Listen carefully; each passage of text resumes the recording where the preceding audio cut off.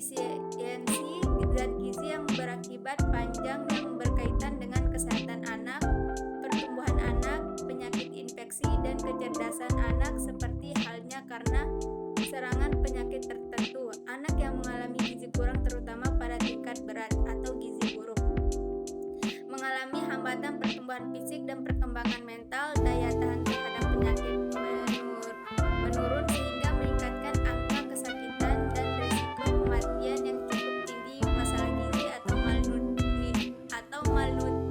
malnutrisi dipengaruhi oleh dua faktor, yaitu faktor langsung dan faktor tidak langsung. Adapun rumusan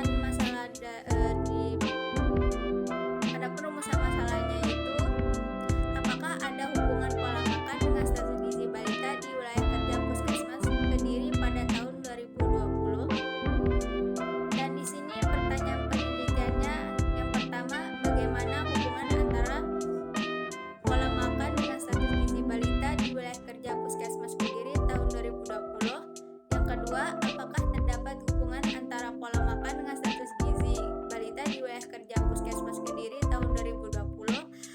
Dan yang ketiga, apakah ada faktor-faktor yang mempengaruhi pola makan balita? Apakah ada faktor-faktor yang mempengaruhi status gizi balita? Bagaimana gambaran pola makan anak balita di wilayah kerja Puskesmas Kediri tahun 2020? Dan di sini tujuan penelitiannya itu ada menganalisis hubungan pola makan dengan status gizi balita pada wilayah kerja Puskesmas Kediri pada tahun 2020, mengetahui faktor-faktor yang mempengaruhi pola makan balita, mengetahui faktor-faktor yang mempengaruhi status gizi balita, mengetahui gambaran tentang pola makan anak balita di wilayah kerja Puskesmas Kediri tahun 2020. Dan adapun manfaat penelitiannya itu dapat digunakan untuk menambah wawasan tentang hubungan pola makan dengan status gizi balita dan pentingnya penerapan tentang pola makan terhadap status gizi bagi orang tua atau yang mengasuh anaknya. Di sini tinjauan pustakanya ada pola makan. Pola makan atau food pattern adalah cara seseorang sekelompok orang memanfaatkan makan yang tersedia sebagai reaksi terhadap tekanan ekonomi dan sosio-budaya yang dialaminya. Pola makan ada kaitannya dengan kebiasaan makan. Food habit, pola makan yang sesuai anak balita hendaknya memenuhi kecukupan energi dan protein. Di sini ada faktor-faktor yang mempengaruhi pola makan. Yang pertama ada faktor ekonomi, faktor sosial budaya, faktor agama, faktor pendidikan, faktor lingkungan. Komponen pola makan.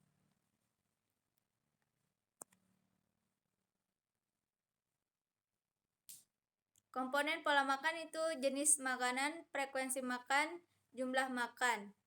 Metode pengukuran pola makan yaitu ada metode kualitatif, metode frekuensi makanan, metode pendaftaran makanan, metode riwayat makan, metode telepon. Yang kedua ada metode kuantitatif. Yang pertama ada metode food recall 24 jam, metode perkiraan makanan, metode penimbangan makanan, metode pencatatan, metode inventaris, metode pencatatan makanan rumah tangga. Di sini ada penilaian status gizi secara langsung. Yang pertama itu ada antropometrik, klinis, biokimia, biofisik. Dan penilaian status gizi secara tidak langsung yaitu survei konsumsi makanan, statistik vital, faktor ekologi. Faktor yang mempengaruhi status gizi yaitu ada faktor infeksi, asupan makan. Faktor tidak langsung yang mempengaruhi status gizi itu ada pola asuh, pengetahuan, sikap, perilaku. Metode penelitian.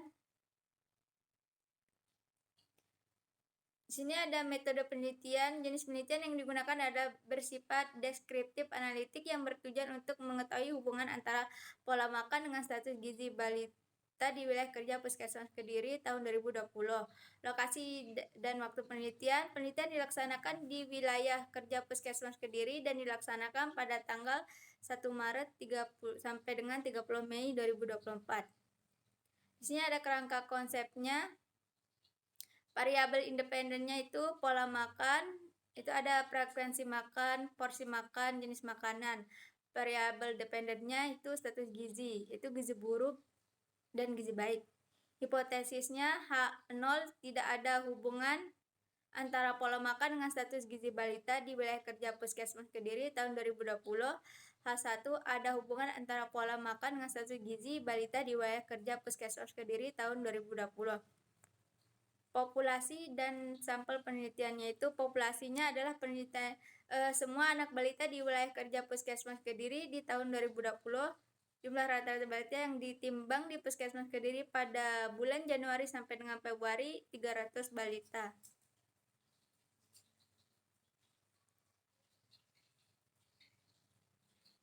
Populasi yang didapat dalam penelitian ini berjumlah 300 balita dan persis yang ditetapkan atau tingkat signifikan 0,05, maka besarnya sampel pada penelitian ini jumlah sampel anak balita di wilayah kerja Puskesmas Kediri tanggal 1 Januari sampai 29 Februari 2020 sebanyak 171 anak.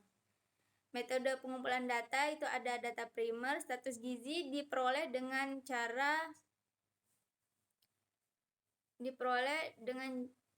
cara pengukuran antropometri, yaitu dengan penimbangan berat badan dengan menggunakan penimbang injak. Pola makan diperoleh berdasarkan pengisian formulir food frekuensi oleh responden, di mana pertanyaan berisi tentang jenis makanan, mulai dari makanan pokok, lauk hewani, dan protein, sayuran, dan buah-buahan. Di sini ada metode pengolahan dan analisis data. Pengolahan data menggunakan komputer dengan program komputer. Proses pengolahan data itu yaitu ada editing, coding, entry data, tabulating, dan analisis datanya digunakan yaitu analisis bivariat dan analisis univariat. Terima kasih. Assalamualaikum warahmatullahi wabarakatuh.